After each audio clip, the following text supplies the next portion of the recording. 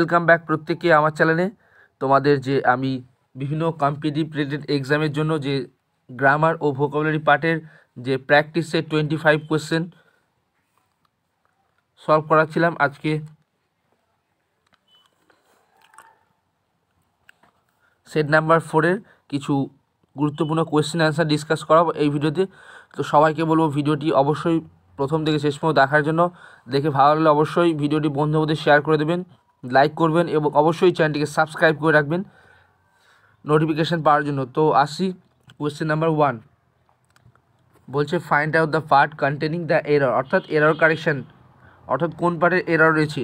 তো কোয়েশ্চেন রয়েছে ramen is one of those man servants who never stoop to offend their masters or their siblings। তো এখানে remember, এখানে option এ পারে রং রয়েছে, অর্থাৎ Ramen is one of those men হবে, অর্থাৎ কোনো একজন, অলওয়েজ রিমেম্বার, কোনো একজন মানুষের কথা উল্লেখ করা হলে তখন ম্যান ইউজ হয়, বাট যদি কারোর সাথে সমগ্র মানব জাতিকে তুলনা করা হচ্ছে সেক্ষেত্রে মেন ইউজ হবে। তো এখানে অপশান এ পারে হচ্ছে রং রয়েছে, অর্থাৎ হবে Ramen is one of those men servants. তো এখানে অপশান এই পার্ট হলো রাইট অ্যান্সার। নেক্সট আসছি কোয়েশ্চেন নাম্বার 2, এ অথবা an dash commits political murder, অর্থাৎ যারা রাজনৈতিকভাবে খুন করে তাদের কি বলা থাকে। তো অপশান দেখা যাক। অপশান এ রয়েছে স্লটারার। তো স্লটারার মিন্স পশুকে হত্যা করে যারা, তাদের বলা থাকে স্লটারার। এবং টেররিস্ট যারা আতঙ্কবাদী অর্থাৎ মাওবাদী বলা থাকে। নেক্সট মার্ডার হচ্ছে যারা খুনি, একজন অপরাধী। এবং অ্যাসাসিন মানে হচ্ছে যারা গুপ্ত হত্যা করে। তো এখানে অপশান ডি হবে রাইট অ্যান্সার, অর্থাৎ যারা পলিটিক্যাল ক্রাইম করে বা মার্ডার করে তাদের বলা থাকে অ্যাসাসিন অর্থাৎ গুপ্ত হত্যা। সো এখানে অপশান ডি হলো রাইট অ্যান্সার। নেক্সট আসছি question number 3, the idiom bakers dozen means. তো always remember bakers dozen mean হচ্ছে 13 অর্থাৎ 13। এখানে অপশানে ছিল 14 হবে না, 11 হবে না এবং 15ও হবে না। অপশান এখানে বি হয়ে যাবে রাইট অ্যান্সার, অর্থাৎ বেকার ডজনস মিনস অলওয়েজ রিমেম্বার 13, 13তম, অর্থাৎ খুবই গুরুত্বপূর্ণ, এটি এক ধরনের ইডিয়ামস বলা থাকে, অর্থাৎ বাগধারা। নেক্সট আসছি question number 4, Niharika lakhs in courage, অর্থাৎ নিহারিকার মধ্যে সাহসিকতার পরিমাণ খুবই কম বা সাহসিকতা নেই বললেই চলে। তো বলছে the sentence can also be written as, অর্থাৎ সেন্টেন্সটিকে কীভাবে লেখা যায়। তো এবারে অপশানে দেখে যাওয়া যাক। অপশান এ রয়েছে নিহারিকা ইজ টিমিড, নিহারিকা হয় কাপুরুষ। নেক্সট কোয়েশ্চেন নাম্বার 2-তে অপশানে রয়েছে নিহারিকা ইজ সাই, নিহারিকা হয় লাজুক। Option C Niharika is chicken hearted, অর্থাৎ চিকেন হার্টেড মিন হচ্ছে যে প্রচুর পরিমাণে ভীতু বা কাপুরুষ বলা যায়, যার মধ্যে অর্থাৎ কোনো সাহসী নেই। নেক্সট অপশান ডি হচ্ছে নিহারিকা ইজ ডিফারেন্ট, অর্থাৎ প্রত্যেকে থেকে আলাদা। তো এখানে যেহেতু ছিল নিহারিকা বলা হয়েছিল নিহারিকার মধ্যে সাহসিকতার পরিমাণ কম, তো এখানে অপশান একমাত্র সি হবে রাইট অ্যান্সার, অর্থাৎ C is an chicken hearted person, অর্থাৎ খুবই ভীতু বা কাপুরুষ পার্সন। তো অপশান সি হলো রাইট অ্যান্সার। নেক্সট আসছি question number 5, the word opposite in meaning to listless. তো লিস্টলেস মিনস হচ্ছে অবসন্ন বা নিষ্ক্রিয় যে পার্সন। তো এখানে অপশানগুলো দেখে নেওয়া যায়। অপশান এ বলছে serious, he is an serious person. তো এখানে অপশান এ হবে না। অপশান বি বলছে অ্যাটেন্টিভ পার্সন, অর্থাৎ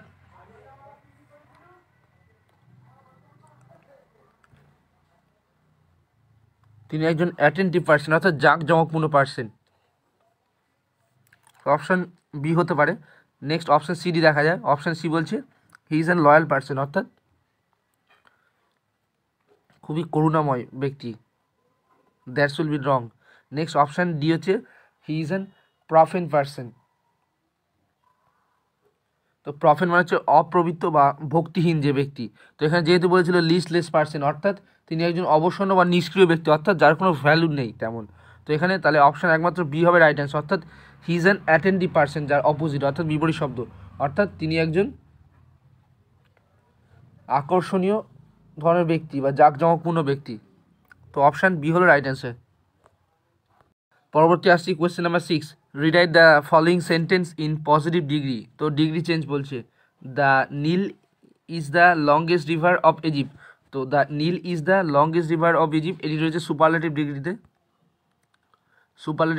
তো এটিকে ট্রান্সফার করতে হয় পজিটিভ ডিগ্রিতে। তো পজিটিভ ডিগ্রিতে আনতে গেলে অলওয়েজ রিমেম্বার নো আদার আসতে হবে। তো এখানে একমাত্র অপশান ডিতে রয়েছে নো আদার।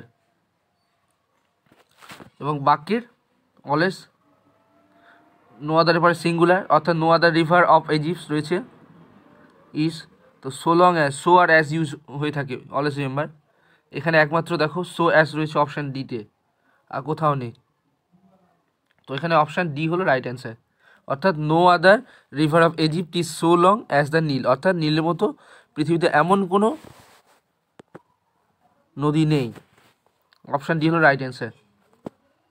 নেক্সট কোশ্চেন আসছি, দ্য ওয়ার্ড কোয়ারেন্টাইন হবে, quarantine in the sentence Mrs Naidu was kept in quarantine, অর্থাৎ মিসেস নাইডুকে কোয়ারেন্টাইনের রুমে রাখা হয়েছিল। তো কোয়ারেন্টাইন ইজ অ্যান নাউন, অর্থাৎ নামবাচক সমষ্টি। তো এখানে অপশান এ হবে রাইট অ্যান্সার। যেহেতু অ্যাডজেক্টিভ মানে জানো দোষ গুণ অবস্থা বোঝায়, ভার্ব হচ্ছে কোনো কিছু ক্রিয়া, এবং অ্যাডভার্ব হচ্ছে এলওয়াই যুক্ত ওয়ার্ড। এছাড়া ভার্বকে কোয়ালিফাই করে যে ইউজ হয়ে থাকে তাকে অ্যাডভার্ব বলা হয়। তো এখানে একমাত্র অপশান এ হবে রাইট অ্যান্সার, অর্থাৎ নাউন। অর্থাৎ Mrs Naidu was kept in quarantine, তো কোয়ারেন্টাইন একটি প্লেসের স্থান। তো এখানে অপশান এ হলো রাইট অ্যান্সার। নেক্সট আসছি কোয়েশ্চেন নাম্বার 8, দ্য পুসিলানিমাস মিনস। তো অলওয়েজ রিমেম্বার পুসিলানিমাস হচ্ছে কাওয়ার্ডলি, অর্থাৎ কেউ কাপুরুষ, তাকে বলতে পুসিলানিমাস। যাওয়া যাক।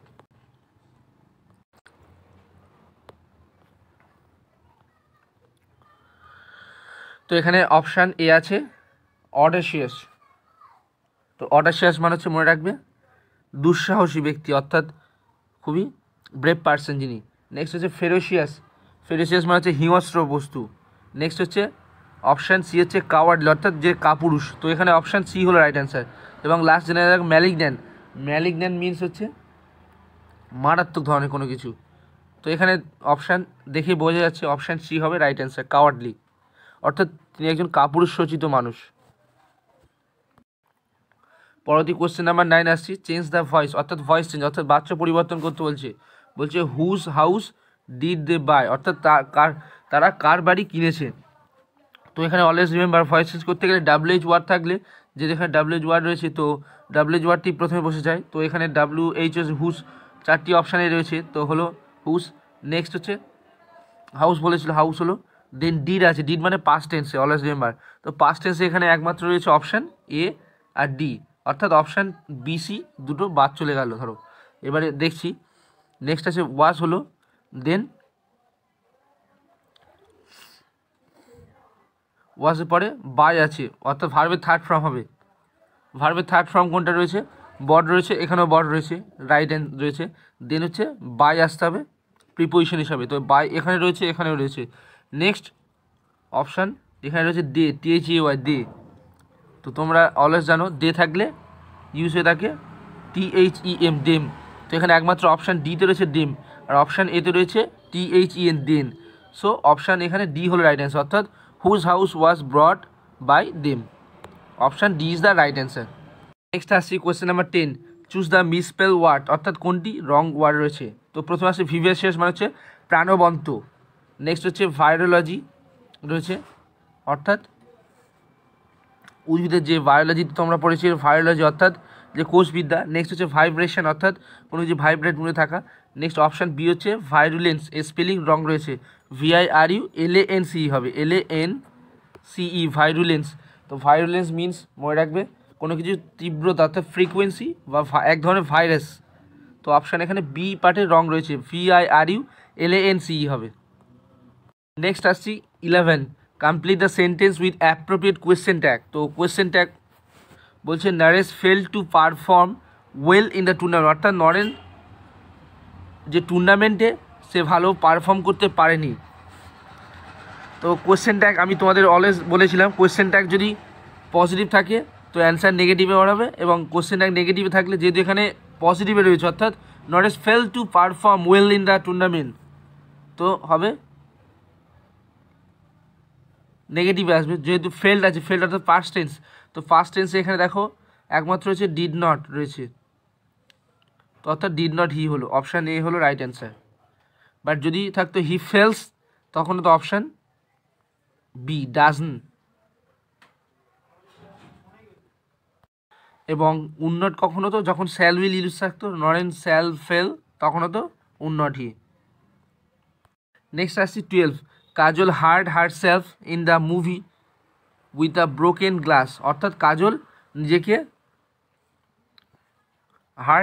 নিজেকে আঘাত দিয়েছিল ইন দ্য মুভিতে, অর্থাৎ কাজল সিনেমাটির নায়িকা, উইথ আ ব্রোকেন গ্লাস, অর্থাৎ গ্লাস ভেঙে নিজেকে আঘাত দিয়েছিল। তা বলছে the word hurt self is, তো এখানে হার্ট সেলফ রে লাগবে always reflexive pronoun, REFLEXIVE,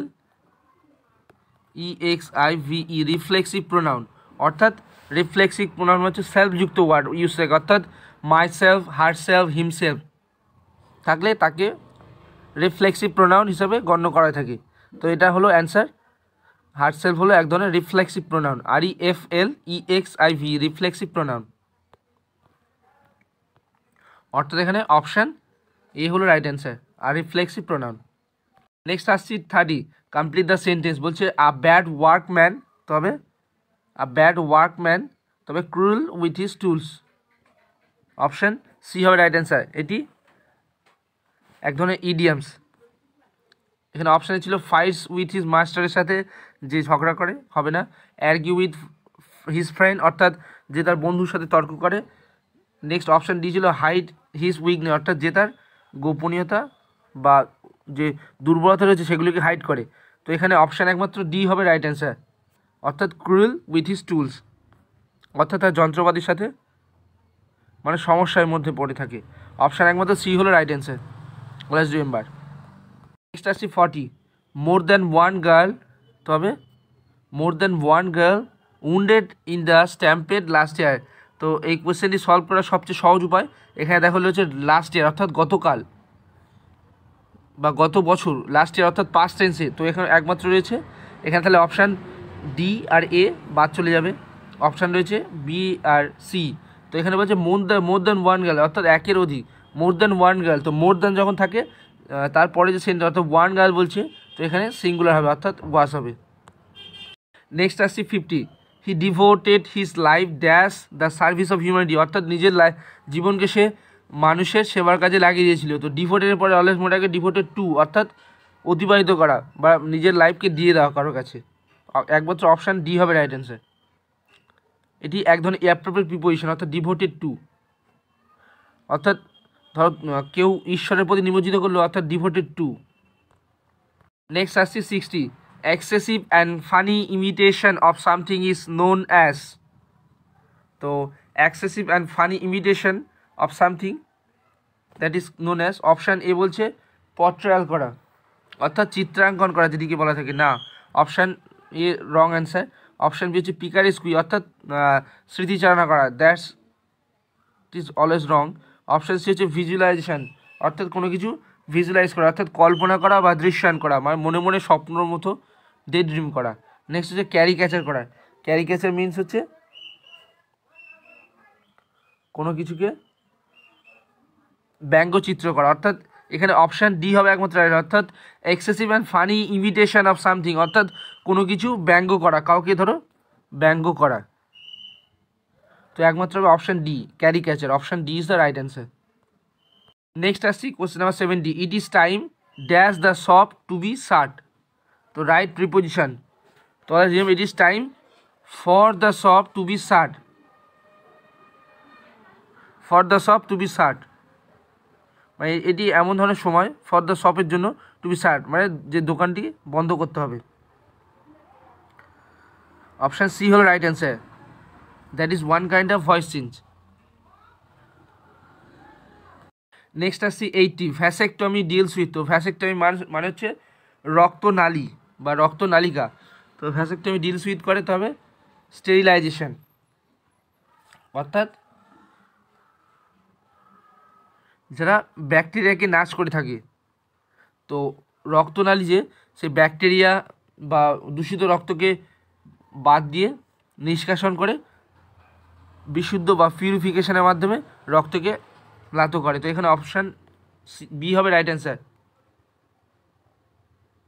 next option A ছিল ইমিউনাইজেশন, ইমিউনাইজেশন হচ্ছে ইমিউনাইজেশন হচ্ছে টিকাদান করা কোনো কিছু। তো এখানে অপশান এও হবে না, অপশান সি ছিল পিউরিফিকেশন, অর্থাৎ বিশুদ্ধায়ন, অপশান ডি ছিল লিবারাইজেশন অর্থাৎ ব্যক্তি স্বাধীনতা।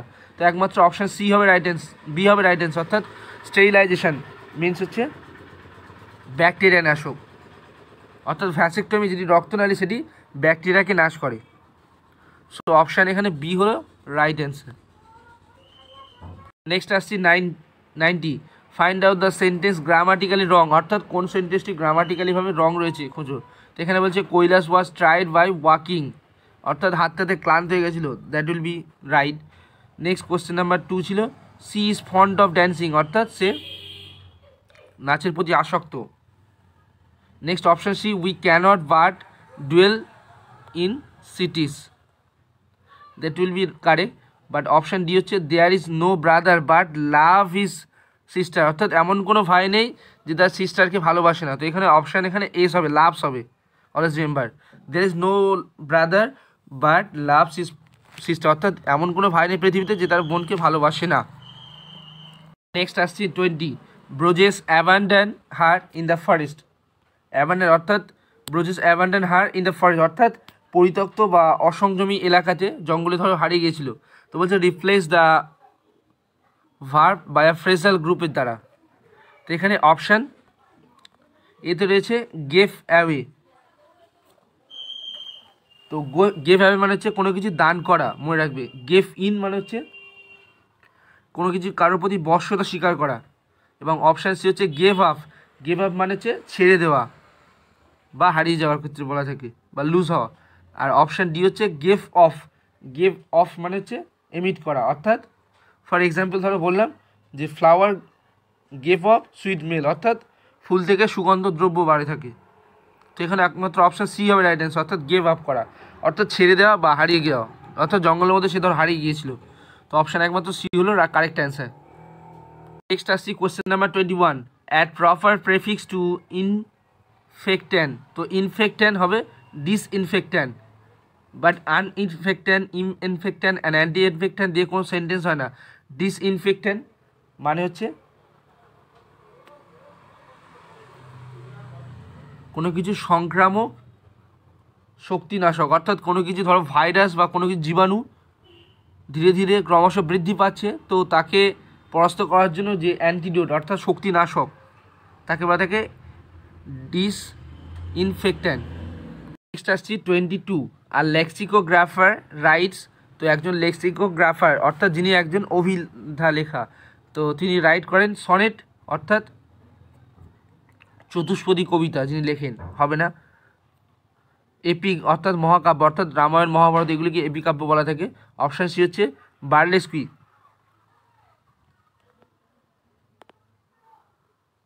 তো বার্লেস্কি মানে হচ্ছে ব্যঙ্গ রচনা, অর্থাৎ যারা হাস্য কৌতুক রচনা করেন, সেটিও হবে না। অপশান ডি হচ্ছে dictionary, that will be right answer, অর্থাৎ একজন লেক্সিকোগ্রাফার যিনি অভিধান লেখা অর্থাৎ বা ডিকশনারি লেখেন তাকে বলা থাকে লেক্সিকোগ্রাফার, অলওয়েজ রিমেম্বার। সো এখানে অপশান ডি হলো রাইট অ্যান্সার। নেক্সট আসছি question number 23, the press at the behest of. তো অ্যাট দ্য বিহেস্ট অফ মানে হচ্ছে বাই দ্য অর্ডার অফ, কোনো কিছু অর্ডার করার মাধ্যমে। বাট এখানে অপশান এ ছিল বাই দ্য রিকোয়েস্ট অফ, কোনো কিছু অনুরোধ করার মাধ্যমে, that will be not correct answer. Option C ছিল বাই দ্য অ্যাডভাইস অফ, কোনো কিছু উপদেশ দ্বারা, that is incorrect. And option D by the pursuit of, তো দ্যাট উইল অলসো বি আর রং। সো এখানে অপশান বি একমাত্র হবে রাইট অ্যান্সার, অর্থাৎ বাই দ্য অর্ডার অফ, অর্থাৎ কোনো কিছু অনুরোধ, কোনো কিছু আদেশের দ্বারা বা অর্ডার করার মাধ্যমে তাকে বলা থাকে at the behest of. That will be one kind of idiom and phrase. Next আসছে 24, the couple walk abreast of।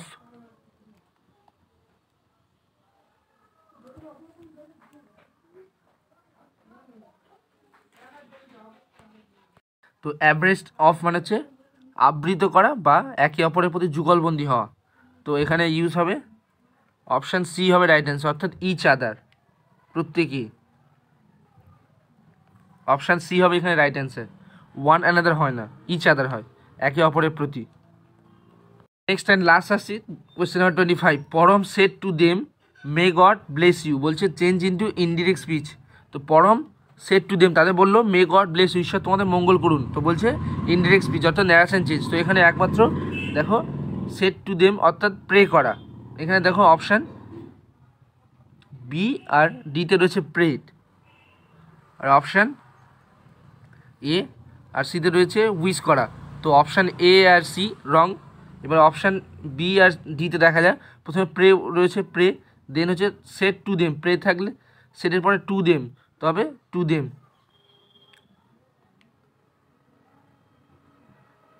Shed to them মানে থাকলে হচ্ছে প্রে করা হবে, তো টু দেম ইউজ হয় না। নেক্সট যে দ্যাট রয়েছে, নেক্সট হচ্ছে বলছে God may God bless you, তবে গড মাইট ব্লেস দেম, অর্থাৎ ঈশ্বর তাদের মঙ্গল করুন, অর্থাৎ অপশান এখানে বি হবে রাইট অ্যান্সার। বাট অপশান ডিতে কী বলছে, পরম প্রে টু দেম, তাদের বললো that God shall bless them, that will be incorrect. So option B হলো রাইট অ্যান্সার। সো গাইস এই ছিল আজকে সেট নাম্বার 4-এর ইংলিশ গ্রামার ও ভোকাবুলারি পার্টের কোয়েশ্চেন অ্যান্সারের সলিউশন।